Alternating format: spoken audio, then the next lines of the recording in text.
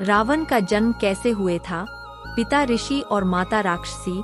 जाने रावण का रहस्य। रावण का जीवन रहस्यों से परिपूर्ण था। एक तरफ तो उसके परम शिव भक्त होने की बात कही जाती है और उसे प्रकांड विद्वान ब्राह्मण माना जाता है। दूसरी तरफ हर साल दशहरे पर उसका पुतला फूंका जाता है। आखिर रावण का चरित्र एक विद्वान ब्राह्मण होने के बाद भी इतना दूषित कैसे हो गया कि लोग उसे घृणा भरी नजरों से देखते हैं और हर साल उसका पुतला जलाकर दशहरे का त्योहार मनाते हैं। इस कहानी की पहली कड़ी में आज सबसे पहले हमें जानेंगे रावण के जन्म का रहस्य। वाल्मीकि रामायण में बताया गया है कि रावण पुलत्स्य मुनि के पुत्र महर्षि विश्रवा और राक्षसी कैकसी का पुत्र था। रावण के जन्म की कहानी आरंभ होती है समुद्र मंथन से।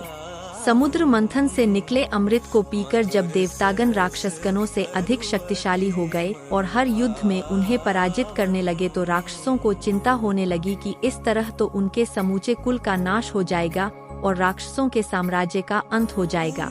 तब सर्वसम्मति से राक्षसों के बीच में इस बात पर सहमति बनी कि राक्षसों की पुत्री ऐसे शक्तिशाली पुरुष को जन्म दे जो ब्राह्मण भी हो और राक्षसों के कहने पर देवताओं के साथ युद्ध करके उन्हें हरा सके। मन में यही विचार लिए राक्षस राज सुमाली अपनी पुत्री कैकसी के पास पहुंचा और उससे कहा, पुत्री अब तुम विवाह योग्य हो चुकी हो।